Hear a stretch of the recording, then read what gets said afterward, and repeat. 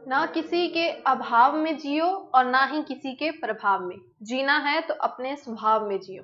नमस्कार दोस्तों, एक प्यारी सी गुड मॉर्निंग के साथ स्वागत है आप सभी का आज की क्लास में। एज यू ऑल नो, आज की क्लास कैसी रहने वाली है अभी बच्चों, जो करंट अफेयर पर बेस्ड रहेगी आपकी।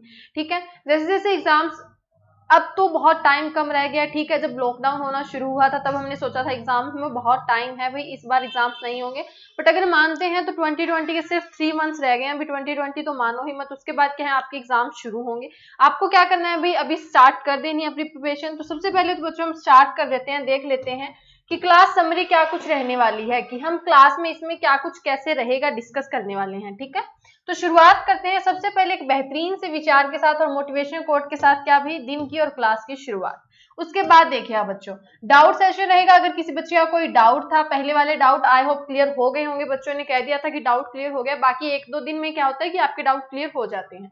उसके बाद इंपॉर्टेंट डेज की बात करते हैं। तो भाई अब अगस्त मंथ एंड आज लास्ट है उसका, उसके बाद क्या होगा भाई, आपका जो सितंबर मंथ रहेगा ना, सितंबर मंथ का क्या करेंगे हम, शुरू करेंगे रीड करना। आज ये लास्ट रहेगा अगस्त मंथ। ठीक है, उसके बाद इंपॉर्टेंट क्वेश्चंस रहेंगे रिलेटेड टू प्रधानमंत्री किसान सम्मान निधि, पीएम किसान जिसे कहा गया। इसे हमने 2 दिन डिस्कस कर लिया, आज इसका लास्ट है। जैसे ये कितनी बार भाई ये टॉपिक आपका डिस्कस होता है, 3 बार, तो 3 दिन होता है। आज इसका लास्ट है, आज हम लास्ट इसको देख लेंगे। उसके बाद MCQs based question, MCQs based question करें तो रिवीजन बेस्ड रहते हैं। कल आई होप आपको क्या है, सैटरडे जैसे संडे को क्या है आपको वीकली मिल जाती है, तो उसमें हमने कवर कर लिए थे पिछले, तो ये आज में नहीं रहेंगे आज की। उसके बाद करंट अफेयर इंपॉर्टेंट देखेंगे, then homework question. Homework question सबसे पहले तो आंसर डिस्कस करेंगे आपका जो सैटरडे को क्वेश्चन मिला था, और एक नया होमवर्क क्वेश्चन क्या है भाई आपको दिया जाएगा। ठीक है, ये ओवरऑल आपकी क्लास रहेगी। शुरुआत करते हैं। शुरुआत करें सबसे पहले क्या रहेगा बच्चों, आपका एक डाउट था जो राजीव गांधी खेल रत्न जैसे अवार्ड, एक आपको जैसे जो 20 अगर बात करते हैं नेशनल स्पोर्ट्स डे पर स्पोर्ट्स अवार्ड दिए गए थे, तो उसमें क्या था कि मैंने एक कहा था राजीव गांधी खेल जो पुरस्कार में सम्मानित क्या है, जो अवार्डी को दिया जाता है अमाउंट, वो मैंने 15 लाख कहा था। हाँ ठीक है बच्चे, वो 25 लाख है, वो आपका क्लियर हो जाएगा। ठीक है, वो कितना है, 25 लाख है, ऑलमोस्ट आउट था, उस वीडियो में था ये जो स्पेशल आपकी वीडियो रहती है, तो वो 25 लाख आपको ध्यान में रखने हैं। ठीक है, 25 लाख उसमें दिए गए हैं। गुरु द्रोणाचार्य अवार्ड में बात करें तो 2 टाइप के अवार्ड अलग अलग रहते हैं, जैसे एक में 15 लाख दी गई है, एक में 10 लाख, रेगुलर और लाइफ टाइम, 2 आगे सेपरेट हो जाते हैं। कोई बात नहीं, वो हम इसी में आज न्यूज ऐड की है, वो हम डिस्कस करेंगे सारा। ठीक है, तो हम शुरुआत करते हैं। आज सबसे पहले आज इसको अगस्त मंथ को डिस्कस कर लेते हैं, उसके बाद ये स्टॉप, हम नया क्या है सितंबर के साथ जुड़ जाएंगे। सितंबर मंथ को हम क्या करेंगे, स्टार्ट कर देंगे डिस्कस करना। ठीक है, शुरुआत करते हैं भाई। 1 अगस्त को नेशनल माउंटेन क्लाइंबिंग डे, 2 अगस्त को आपका जो अगस्त के पहले रविवार रहता है फ्रेंडशिप डे रहता है, 3 अगस्त को आपका वर्ल्ड संस्कृत डे रहता है, श्रवण महीना की जो पूर्णिमा को रहता है। उसके बाद कौन सा डे आता है, 4 अगस्त को, 4 अगस्त को आपका आता है US coast guard day. Coast guard की अगर हम बात करते हैं तो आपके अभी हाल ही में चीफ कौन है, के नटराजन सर, कृष्णमूर्ति नटराजन। उसके बाद 4 तारीख के बाद आपका कौन सा डे आता है, 6 और 9, दोनों दिन एक साथ याद रखने हैं, आज याद कर लेते हैं। ठीक है, 6 और 9 को बात करते हैं तो कौन कौन से डे रहे भाई, 6 को आपका हिरोशिमा, 9 को नागासाकी। ठीक है, 6 को हिरोशिमा पर कौन सा बॉम्ब, लिटिल बॉय बॉम्ब नाम गिराया गया था यूएस ने जापान पर, और 9 अगस्त को कौन सा, नागासाकी, जो फैट बॉय फैट मैन के नेम से बॉम्ब रहा था, जापान यूएस ने जापान पर गिराया था। ठीक है, 6 और 9 हो गया। उसके बाद आपका आता है भाई 7 अगस्त की अगर हम बात करते हैं तो नेशनल हैंडलूम डे, 7 अगस्त को आपका कौन सा रहता है, नेशनल हैंडलूम डे रहता है। उसके बाद 8 अगस्त की अगर हम बात करते हैं तो quit India movement day, quit India movement day कौन सा होता है, भारत छोड़ो आंदोलन दिवस, तो वो आपका कब रहता है भाई, 8 अगस्त को रहता है। उसके बाद 9 अगस्त को नागासाकी डे आपका हो गया। 9 अगस्त को एक डे और मनाया जाता है जो इंटरनेशनल लेवल पे होता है, कौन सा भाई, इंडिजिनियस पीपल के लिए। थीम कौन सी थी, ये अब हम आज लास्ट रिवाइज करें इसलिए इधर नहीं देख रहे। थीम इसकी क्या थी इस बार की, तो कोविड-19 एंड इंडिजिनियस पीपल रेजिलियंस, इसकी इस बार की थीम थी, आपको ध्यान में रखना है। ठीक है, उसके बाद अगर हम बात करते हैं बच्चों 9 अगस्त के बाद आपका आता है 10 अगस्त। 10 अगस्त की क्या थी बच्चों, वर्ल्ड बायोफ्यूल डे सेलिब्रेट किया जाता है। और यहाँ से आपको ध्यान में रखना है इसकी थीम, वर्ल्ड बायोफ्यूल डे की जो थीम रही थी वो इस बार कौन सी रही थी बच्चों, बायोफ्यूल्स टुवर्ड आत्मनिर्भर भारत, ठीक है, ये आपकी रही थी। 10 अगस्त तक हो गया। उसके बाद अगर हम बात करते हैं तो 12 अगस्त, 12 अगस्त की अगर हम बात करते हैं तो बच्चों कौन सा डे रहता है आपका, 12 अगस्त को रहता है अगर बात करते हैं इंटरनेशनल यूथ डे, 12 अगस्त को इंटरनेशनल यूथ डे। और नेशनल यूथ डे कब रहता है, 12 जनवरी को रहता है मैम। और नेशनल यूथ स्किल डे आपका कब रहता है, 15 जुलाई को रहता है मैम। 15 जुलाई से पहले 12 जुलाई, 12 जुलाई को आपका कौन सा डे सेलिब्रेट किया जाता है बच्चों, मलाला डे। 18 जुलाई को आपका नेल्सन मंडेला डे। इतने डे याद हो गए। उसके बाद अगर हम बात करते हैं बच्चों 12 अगस्त के बाद आपका फिर रहा 13 अगस्त, ठीक है। 13 अगस्त को आपका कौन सा डे सेलिब्रेट किया जाता है, world organ donation day. Organ क्या होता है, जो आपके बॉडी पार्ट्स होते हैं ना, उसी से रिलेटेड आपका 13 अगस्त को एक डे सेलिब्रेट किया जाता है, world organ donation day.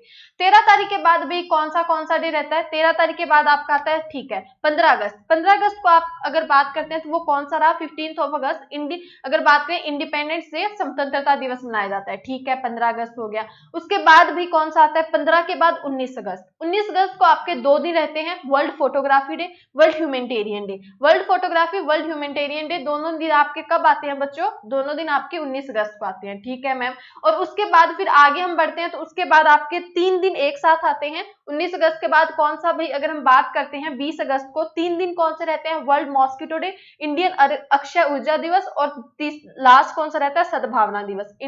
World mosquito day, Indian Akshay ऊर्जा डे, और तीसरा कौन सा रहा, सद्भावना दिवस। तीनों आपके कब होते हैं, 23 अगस्त को। 23 अगस्त के बाद 20 अगस्त को, ठीक है, 20 अगस्त के बाद आता है 23 अगस्त। 23 अगस्त को आपके 2 दिन हमने पढ़े हैं अगस्त मंथ में, कौन से, एक तो इंटरनेशनल लेवल पर कौन सा भी, जो इंटरनेशनल लेवल पर हम देखते हैं slab trade and it's abolition के अगेंस्ट, ठीक है। और जो यूरोपियन डे रहता है 23 अगस्त को, वो रहता है जो विक्टिम्स रहे थे स्टैलिनिज्म और नाजिज्म के, ठीक है, उन दोनों के याद में, जो इनकी याद में जो यूरोप डे सेलिब्रेट करता है वो 23 अगस्त को करता है, ठीक है भाई। 23 अगस्त तक आपके दिन हो गए। उसके बाद आपका आता है 26 अगस्त। 26 अगस्त को आपका कौन सा डे सेलिब्रेट किया जाता है, वुमेन इक्वालिटी डे।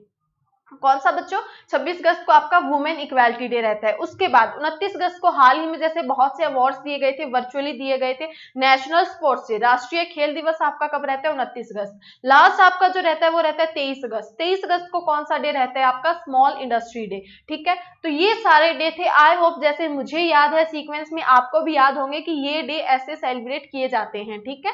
और अगर कहीं ना कहीं कोई दिक्कत आ रही है ना बच्चों कि हमें याद नहीं हो रहे हैं, तो कहीं ना कहीं आपका क्या है, डेली सीक्वेंस नहीं बन रहा, क्लास में कंटिन्यू नहीं हो, उसी की वजह से ब्रेक हो रहा है। डेली क्या है, आपको आधे घंटे तो जुड़ना है, डेली जुड़िए। ये डेज जैसे मैं आपको बता रही हूँ वैसे आप भी आगे बता पाओगे। और आगे बताना छोड़ो, खुद के लिए पढ़ रहे हो आपका, मुझे पता है बच्चों, हम श्योर कह सकते हैं कि अब एग्जाम होंगे 3 से 4 महीने में, और 3 से 4 महीने यूं निकलेंगे पता भी नहीं चलेगा कब निकल गए हाथ से, ठीक है।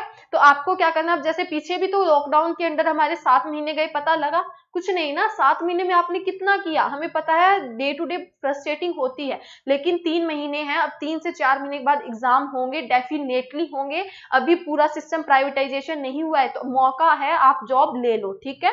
तो अब हम शुरुआत करते हैं बच्चों, डेज हो गए। अब उसके बाद आपकी आज जो तीसरे दिन हम क्या करेंगे, डिस्कस करेंगे आपकी जो स्कीम रहती है 3 दिन की, प्रधानमंत्री किसान सम्मान निधि। एब्रिविएशन इसकी क्या रही, पीएम किसान। यहां से नहीं देखेंगे, हम खुद से देखेंगे हमें कितना याद है। तो पीएम किसान की बात करते हैं तो ये 24 फरवरी 2019 को शुरू की गई थी। कब शुरू की गई थी बच्चों, 24 फरवरी 2019 को। जो अभी हाल ही में मोदी सरकार है 2.0, तो उन्होंने क्या किया था, इसे शुरू किया था, नरेंद्र मोदी जी द्वारा ये शुरू की गई थी। सबसे इंपॉर्टेंट कहां से शुरू की गई थी भैया, ये की गई थी उत्तर प्रदेश गोरखपुर से स्टार्ट। उत्तर प्रदेश की बात करें तो योगी आदित्यनाथ यहाँ के सीएम है, आनंदीबेन पटेल यहाँ की क्या है, गवर्नर है, ठीक है। यहाँ तक चीजें हो गई। उसके बाद अब हम देख लेते हैं इसके अंडर क्या है कि किसके लिए ये निकाली गई थी। पीएम किसान, नाम से समझ में आ रहा होगा, किसानों के हित के लिए, किसानों के कल्याण के लिए।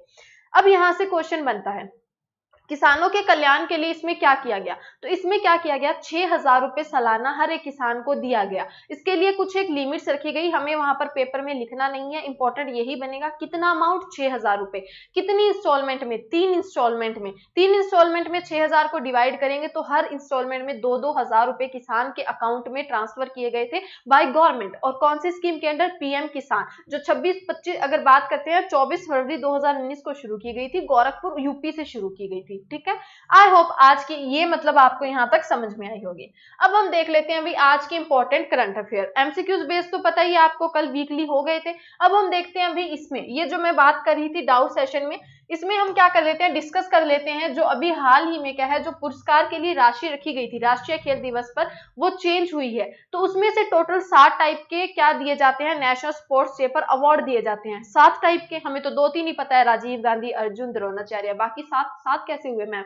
तो आपको एक स्पेशल से अलग से वीडियो बनाई गई है, उसमें अलग से सातों के सातों डिस्क्राइब हैं, कैसे कैसे दिए जाते हैं, क्यों दिए जाते हैं, उसके पीछे की हिस्ट्री क्या है, कब शुरू किया गया था, वो देख लेना, चीजें समझ में आ जाएंगी। अब यहाँ पर बात करते हैं कि टोटल 7 में से क्या है, इस बार 4 जो राशियां है ना, उनकी जो पुरस्कार राशि है उसमें वृद्धि की गई है। चारों की चारों आपको ध्यान में रखनी है अभी कौन कौन सी बढ़ाई गई है। सबसे पहले तो राजीव गांधी खेल रत्न अवार्ड। अगर बात करते हैं खेल रत्न में, तो सबसे बड़ा रत्न जो अवार्ड माना जाता है ना, वो यही माना जाता है, राजीव गांधी खेल अवार्ड। जो आपके फॉर्मर रहे थे ना, पीएम रहे थे, प्रधानमंत्री रहे थे राजीव गांधी, उन्हीं के लिए, उन्हीं की याद में इस पर नाम रखा गया था पुरस्कार का। और अगर हम बात करते हैं, पहले इसमें 7.5 लाख रुपए दिए जाते थे, अब इसमें क्या है 25 लाख बढ़ाकर कर दी गई है। पहले 7.5 थे, अब आपको याद रखना है 25 लाख, दूसरा अमाउंट। दूसरा अगर हम बात करते हैं अर्जुन अवार्ड की, तो पहले इसमें 5 लाख दिए जाते थे, अब इसमें क्या है 15 लाख इसकी राशि कर दी गई है। उसके बाद देखिएगा, जैसे मैंने बात की थी ना द्रोणाचार्य अवार्ड, ये 2 टाइप में होते हैं, पहला होता है लाइफ टाइम, दूसरा होता है रेगुलर। जब वो खेल पर जो वीडियो बनाई थी ना इनके पीछे की, तो उसमें एक बच्चे का डाउट था, मुझे ध्यान में आया, बच्चे ने पूछा था कि मैम लाइफ टाइम रेगुलर दोनों में अंतर क्या हुआ, Dronacharya award life time regular category में क्यों डिवाइड किया।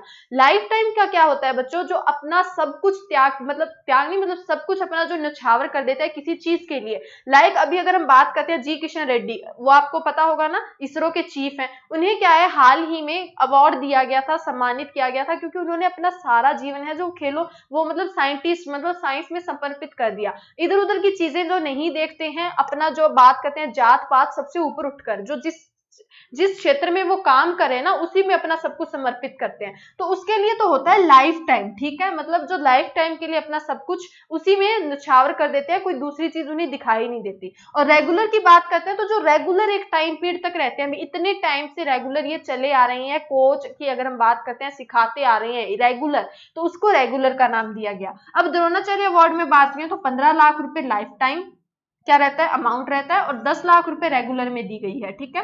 अब ध्यानचंद अवार्ड की बात करें, बहुत ज्यादा इंपॉर्टेंट बनेगा अगर एग्जामिनर डीप में खेलता है तो। द्रोणाचार्य अवार्ड लाइफ टाइम में 15 लाख है, रेगुलर में 10 लाख है, दोनों चीजें ध्यान में रखना। ध्यानचंद अवार्ड की बात करें तो 10 लाख रुपए दिए जाते हैं, पहले इसमें कितने थे, 5 लाख थे, ठीक है। ये कुछ एक राशियां रही जो आपको ध्यान में रखनी है। अब हम देख लेते हैं अभी नेक्स्ट आपका न्यूज। नेक्स्ट अगर हम बात करते हैं, नेक्स्ट आपकी रही IFFI। IFFI क्या है भाई, international film festival of India, जो हर बार होता है, लेकिन इस बार वर्चुअली होगा, क्योंकि क्या है कोविड चल रहा है, नहीं होगा। तो क्वेश्चन सबसे बड़ा कहाँ होगा, कौन होस्ट करेगा। इसमें क्या है स्क्रीनिंग पर पुरानी फिल्म वगैरह और वैसे शो की जाएंगी, प्रदर्शन किया जाएगा, जैसे पहले एक्टर एक्ट्रेस वगैरह डांस करते थे, वैसे मतलब एक पूरा फंक्शन क्या किया जाता, सेलिब्रेट किया जाता था। अभी इस बार ऐसा नहीं होगा। तो IFFI की बात करते हैं, इस बार कौन सा हो रहा है, अभी 51st हो रहा है 2020 का।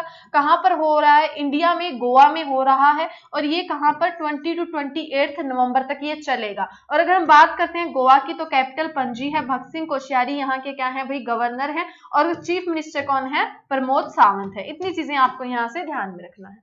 नेक्स्ट देखिएगा, नेक्स्ट आपकी रही हाल ही में एक बच्चे से रिलेटेड, सुप्रीम कोर्ट के पूर्व न्यायाधीश जस्टिस AR लक्ष्मण का निधन हो गया है, ठीक है। यहां से आपको याद रखना है सुप्रीम कोर्ट की अगर हम बात करते हैं बच्चों, हाल ही में क्या है जो उनका निधन हो गया है, फॉर्मर जो जस्टिस रह चुके हैं AR लक्ष्मण। इनसे रिलेटेड 2 सबसे ज्यादा जो इंपॉर्टेंट बनती है, इनकी बुक्स का नेम बनता है। इन्होंने बुक्स लिखी थी, जिसमें सबसे बड़ी किताबों की अगर हम बात करते हैं तो थी नीति न्याय कुराल, न्याय की आवाज, और द जज स्पीक्स, ठीक है। Niti and Kural, the voice of justice and the जज स्पीक्स, ये दोनों बुक किनकी थी भाई, AR लक्ष्मण की थी, जो जस्टिस रह चुके हैं किसके भाई, सुप्रीम कोर्ट के, और हाल ही में इनका क्या हो गया है, निधन हो गया है, आपको ध्यान में रखना है। नेक्स्ट देखिएगा, नेक्स्ट अगर हम बात करते हैं भाई क्रिकेट से रिलेटेड ही, पिक्चर में आपको दिख रहे होंगे भाई, जो बच्चा क्रिकेट देखता है उन्हें तो पता होगा, वेस्ट इंडीज प्लेयर हैं ये। वेस्ट इंडीज प्लेयर की अगर हम बात करते हैं, ऑलराउंड रहते हैं ये। इनका नेम क्या रहा भाई? इनका नेम रहता है ड्वाइना जॉन ब्रेवो। क्या नेम रहता है? ड्वाइना जॉन ब्रेवो इनका नेम है। और अगर हम बात करते हैं इनकी ये न्यूज में क्यों है, तो T20 मैचेस जो होते हैं, 2020 जो मैचेस होते हैं उसमें सबसे ज्यादा कितनी भी 500 विकेट लेने वाले पहले क्रिकेटर बन गए हैं। बहुत ज्यादा इंपॉर्टेंट बनेगा। 2020 मैचों में 500 विकेट लेने वाले सबसे पहले प्लेयर कौन बने हैं? अभी वेस्ट इंडीज के प्लेयर रहे, जिनका नेम क्या रहा? ड्वाइने जॉन ब्रेवो। ड्वाइने जॉन ब्रेवो, आपको ये नाम ध्यान में रखना है। और ये कहां से बिलोंग करते हैं? वेस्ट इंडीज से। ऑलराउंडर है और 2020 मैचों में इन्होंने क्या है? 500 विकेट छटकने वाले क्रिकेट के गेंदबाज बन गए हैं। नेक्स्ट देखिएगा। नेक्स्ट अगर हम बात करते हैं बच्चों, तो आपकी नेक्स्ट रही भी सेवानिवृत्त से, रिटायरमेंट से, संन्यास से, ठीक है, क्रिकेट से रिलेटेड रही। अगर हम इनकी बात करते हैं तो ये क्या है? श्रीलंका के ओपनर बैट्समैन जिन्हें कहा जाता है, काफी बड़ा नाम था, निशात थारंगा। क्या नेम था भाई? निशात थारंगा। और हाल ही में क्या है? इन्होंने रिटायरमेंट अपनी घोषित कर दिया। ऑल जितने भी फॉर्म्स रहे इंटरनेशनल क्रिकेट के, ठीक है, अंतरराष्ट्रीय स्तर पर जितने भी क्रिकेट के रहे आपके मैचेस रहे, उनमें से क्या कर दिया है भाई? श्रीलंका के जो ओपनर बैट्समैन रहता है, ओपनर बैट्समैन तो समझते हो ना, जो ओपनिंग करता है स्टार्टिंग में, जिन पर पूरी टीम को भरोसा रहता है भी पहले इसे भेजो, तो बैट्समैन रहे जिनका नेम क्या रहा? निशात थारंगा। और हाल ही में इन्होंने क्या है? अपनी सेवानिवृत्ति की घोषणा कर दिया। श्रीलंका से कुछ एक याद कर लेते हैं भी स्टैटिक फैक्ट्स जो हम याद कर सकते हैं। गोतबाया राजपक्षे क्या है? प्रेसिडेंट है। प्राइम मिनिस्टर कौन है? महिंदा राजपक्षे। गोतबाया राजपक्षे प्रेसिडेंट है, महिंदा राजपक्षे यहाँ के प्राइम मिनिस्टर है। श्रीलंका रुपी यहाँ पर क्या चलती है भाई? करेंसी चलती है। और अगर हम बात करते हैं यहाँ पर, अगर इनकी इसकी क्या, कोलंबो, अगर कैपिटल की बात करते हैं श्रीलंका की, तो कोलंबो श्री जयवर्धनपुरे क्या रहती, कोटे क्या रहती है बच्चों? श्रीलंका की कैपिटल रहती है, ठीक है। ये तीन चीजें आपको यहाँ से एक्स्ट्रा याद रखनी है। नेक्स्ट देखिएगा। नेक्स्ट काफी इंटरेस्टिंग, इंपॉर्टेंट, बहुत ज्यादा इंपॉर्टेंट न्यूज है। देखिए कैसे, केरला से रिलेटेड रही। नाम सबसे ज्यादा इंपॉर्टेंट बनेगा, प्रतीक्षा। क्या भाई? प्रतीक्षा। पढ़ना पढ़ेंगे बाद में, पढ़ना बोरिंग सा होता है, समझ लेते हैं चीजें। प्रतीक्षा, प्रतीक्षा क्या है भाई? प्रतीक्षा एक है एम्बुलेंस। Ambulance, marine ambulance. कौन सी भाई? मैराइन, जो समुद्र में एम्बुलेंस चलती है ना, आपको दिख रहा होगा पिक्चर में, ठीक है। तो ये जहाज रहा, मैराइन एम्बुलेंस रहा, जिसका नाम क्या रहा? प्रतीक्षा नाम रहा। और ये इस तरह की पहली ऐसी एम्बुलेंस होगी जिसका नाम रखा गया है प्रतीक्षा, मैराइन एम्बुलेंस। और ये कहां से कहां तक चलेगी? सबसे ज्यादा इंपॉर्टेंट, प्रतीक्षा के नाम के पीछे ही कहानी पता चल गई ये क्या है। और ये कहां से कहां बच्चों? ये होगी विजहान, जो क्या रहा? केरला के तिरुवनंतपुरम डिस्ट्रिक्ट का एक विलेज रहा, विज हिंजम क्या रहा बच्चों? विज हिंजम एक क्या रहा? वहां पर गांव रहा। और कहां पर? तिरुवनंतपुरम, केरला के, ठीक है। तो केरला की वैसे आपको पता ही होगा कैपिटल तिरुवनंतपुरम है, और वहीं का एक क्या रहा? गांव रहा है विज हिंजम, जहां पर क्या है? प्रतीक्षा मैराइन एम्बुलेंस चलाई गई है। और ये भी किन्होंने? केरला के जो चीफ मिनिस्टर है पिनाराई विजयन, उन्होंने फर्स्ट एवर ऐसी मैराइन एम्बुलेंस क्या की है? उसका उद्घाटन किया है। अब इसी के साथ दो और क्या है? साथ में एम्बुलेंस चलाई गई है। ये सबसे ज्यादा इंपॉर्टेंट बनेगा। प्रतीक्षा तो भाई सब बच्चों को पता होगा, चल भी गया होगा। अब आगे की जो न्यूज है ना, वो इंटरेस्टिंग है। प्रत्याशा और करुण्या, प्रत्याशा और करुण्या, प्रतीक्षा, प्रत्याशा और कौन सी रही? करुण्या। ये तीनों एम्बुलेंस रही। सबसे पहले प्रतीक्षा की बात करें तो विंझम में, प्रत्याशा कहां पर? एरनकुलम में, केरला के ही, ठीक है। और करुणा कहां पर? कोझिकोड़ा में, ठीक है। केरला की बात करते हैं, तिरुवनंतपुरम कैपिटल रहती है, पिनाराई विजयन यहाँ के चीफ मिनिस्टर हैं, और आरिफ मोहम्मद खान यहाँ के गवर्नर हैं, ठीक है। नेक्स्ट देखिएगा। नेक्स्ट अगर हम बात करते हैं भाई, बहुत बड़े एक नेम के रूप में थे, अगर इनकी बात करते हैं, ब्लैक पैंथर के नेम से जिन्हें जाना जाता था। हॉलीवुड मूवीज में आपने देखा होगा, कोई बच्चा शौकीन है तो। सबसे बड़े अगर हम बात करते हैं ब्लैक पैंथर एक्टर की, इनका नेम क्या रहा भाई? Chadwick bossman. इन्होंने क्या है? हाल ही में इनकी डेथ हो गई है, 43 एज के थे, और ड्यू टू कैंसर हुई है, ठीक है। और ये क्या है? 3 साल से कैंसर से क्या थे? मतलब पीड़ित थे, और हाल ही में इनकी डेथ हुई है। इनका बात करते हैं तो इनका जन्म और जो परवरिश है वो दक्षिण कैरोलिना में हुई थी, एडर्सन में हुआ था, दक्षिण कैरोलिना के एडर्सन में। इन्होंने 2003 में ऑल माई चिल्ड्रन के नेम से क्या है? शुरुआत की थी नाटक में, ऑल माई चिल्ड्रन के नेम से, ठीक है। काफी बड़े पर्सन थे चैडविक बॉसमैन। अगर बात करते हैं, ब्लैक पैंथर के नेम से विख्यात थे। ये 3 साल से कैंसर से क्या थे? पीड़ित थे, लेकिन उन्हीं की तरफ देखिए, ये क्या है, 3 साल से एक एनजीओ चला रहे थे जिसमें कैंसर से जो पीड़ित थे बच्चे, उनका इलाज चलता था। तो कहीं ना कहीं क्या है, रियल हीरो भी रह चुके हैं ये लाइफ में, अगर हम बात करते हैं, ठीक है। तो याद रखना, चॉडविक बॉसमैन।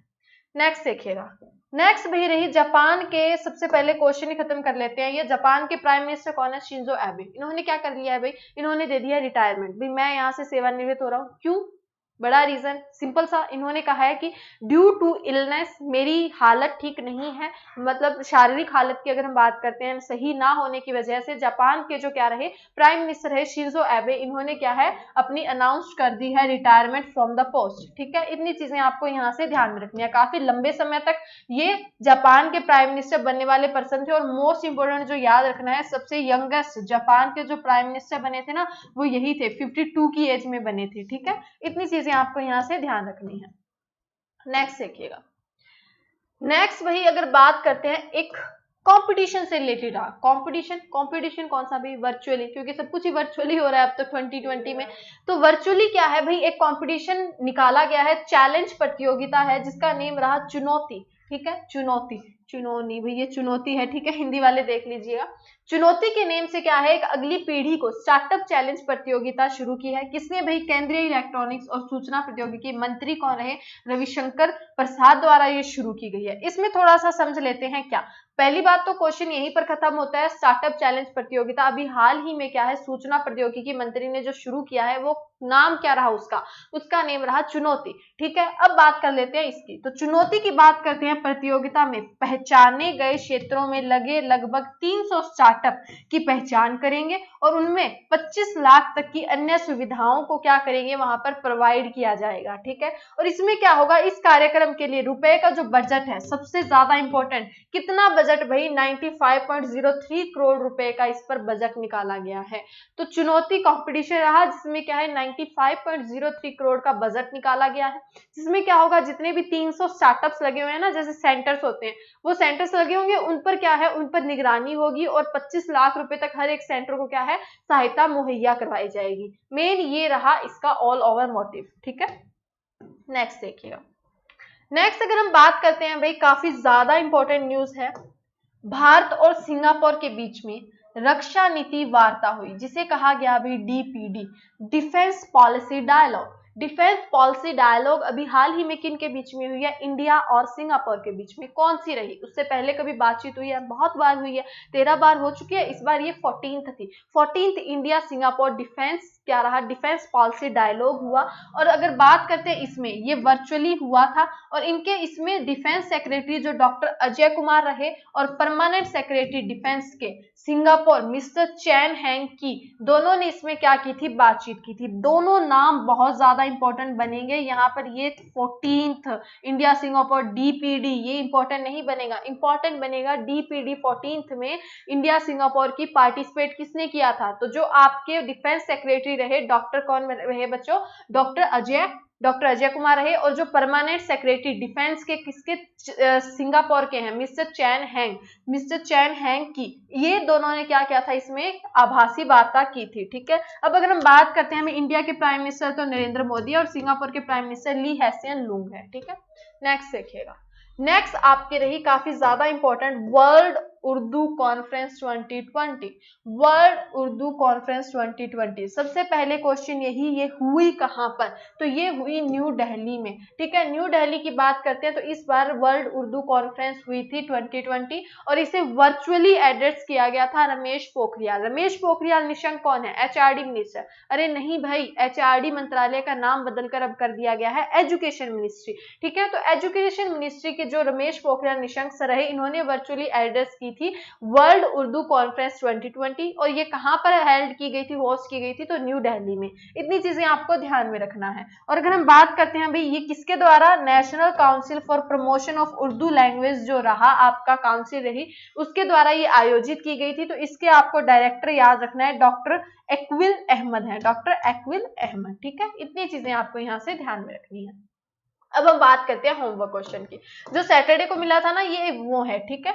तो सबसे पहले तो congratulate to you all our upcoming government officers. भाई कौन कौन रहे? रजत कश्यप, नवीन मलिक, निकिता ओला, आर.के. शर्मा, दिलीप भाम्बू, मंजू सिवाच, अंबिका, सुनील वर्मन, अजय खन्ना, मनीष कौशिक, कमल शर्मा, मनीष कुमार, प्रवीण वर्मा, सपना रविंदर सिंह, ठीक है। इन बच्चों ने आंसर दिया था जो सैटरडे को आपका क्वेश्चन रहा था। अब भी देख लेते हैं कौन से क्वेश्चन का आंसर दिया था। तो इन्होंने क्वेश्चन दिया था भाई इंजीनियर्स इंडिया लिमिटेड क्या है? एक नवरत्न कंपनी है जिसे EIL भी कहा जाता है, ठीक है। इसके बारे में देखते हैं भाई ये क्या कुछ है। इंजीनियर्स, ये ई यहाँ पर ले आना उठाकर, ठीक है, पता नहीं क्या हो जाता है कभी कभी टाइपिंग में, तो ई यहाँ पर ले आना। इंजीनियर्स इंडिया लिमिटेड पेट्रोलियम और प्राकृतिक गैस मंत्रालय के तहत सबसे ज्यादा इंपॉर्टेंट, भाई ये कौन से मंत्रालय के अंडर आती है? ये आती है पेट्रोलियम और प्राकृतिक गैस मंत्रालय। जब इंजीनियर्स इंडिया लिमिटेड नाम आएगा ना, बहुत सी चीजें होंगी, जैसे प्रौद्योगिकी मंत्रालय के अंडर आती होगी, सूचना प्रौद्योगिकी जो रहा, मतलब 2-3 ऐसे मंत्रालय जहां पर कंफ्यूजन होगी, तो याद रखना है पेट्रोलियम और प्राकृतिक गैस मंत्रालय के अंडर आती है। और ये एक नवरत्न सार्वजनिक क्षेत्र है। इसकी जो स्थापना है 1965 में पेट्रोलियम रिफाइनरियों और अन्य औद्योगिक परियोजनाओं के लिए इंजीनियरिंग और संबंधित तकनीकी सेवाएं प्रदान करने के लिए किया गया था। किसके लिए? जो पेट्रोलियम, यहां से एक नई चीज आई होप सीखने को मिली होगी। इंजीनियर्स इंडिया लिमिटेड जब नाम आता है तो पता नहीं दिमाग में क्या चलता है, इंजीनियर वगैरह चलने लगता होगा।